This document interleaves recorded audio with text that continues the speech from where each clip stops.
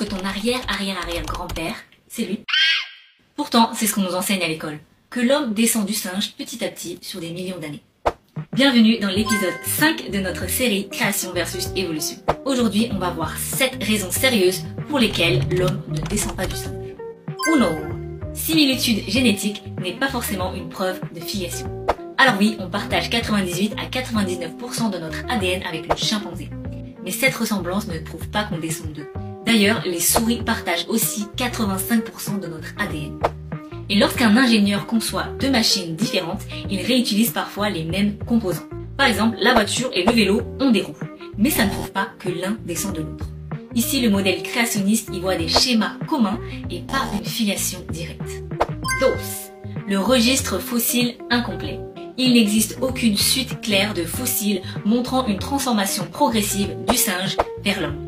D'ailleurs, le paléontologue évolutionniste David Pilbeam a reconnu: si je devais baser mon opinion uniquement sur les fossiles, je conclurais que l'homme ne descend pas du singe. 3. L'apparition soudaine de la culture humaine. Quand l'homme entre dans l'histoire, c'est déjà un artiste, un musicien, un penseur, un bâtisseur. Pas de demi-civilisation et pas d'humain en développement. Les premières traces montrent juste une explosion soudaine d'intelligence. 4. L'information génétique manquante. Pour passer du chimpanzé à l'homme, il faut des gènes pour la parole, la station debout, la motricité fine, la pensée abstraite. Et tout ça demande un ajout massif d'instructions dans l'ADN. Or, les mutations sont généralement neutres ou nuisibles. Et aucun mécanisme connu ne permet de créer autant de complexité nouvelle par accident. 5. L'échec expérimental. Des expériences sur des générations entières de singes, de mouches, de bactéries n'ont jamais produit d'espèces totalement nouvelles. Les mutations créent des anomalies, pas des améliorations fonctionnelles. Et jamais un singe n'a donné naissance à autre chose qu'un singe. Et le biologiste Jonathan Wells résume: les mutations n'expliquent pas l'origine de nouvelles formes de vie. 6.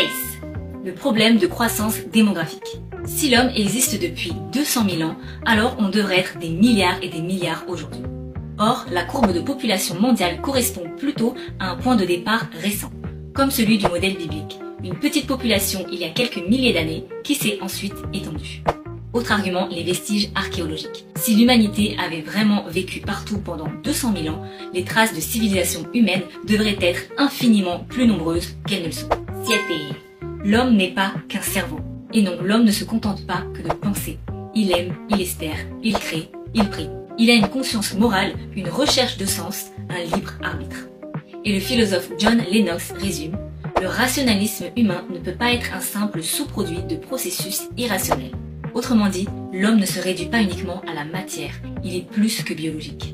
Donc, même si l'homme ressemble à un singe, aucune preuve décisive ne montre qu'il en descend directement. Tout indique plutôt que l'homme a été créé à part avec des capacités uniques dès le début. Mais certains vont me dire: ok, mais tu ne peux pas prouver Dieu scientifiquement. C'est vrai, mais on peut le déduire. Dans l'épisode 6, on va voir comment prouver Dieu avec la raison.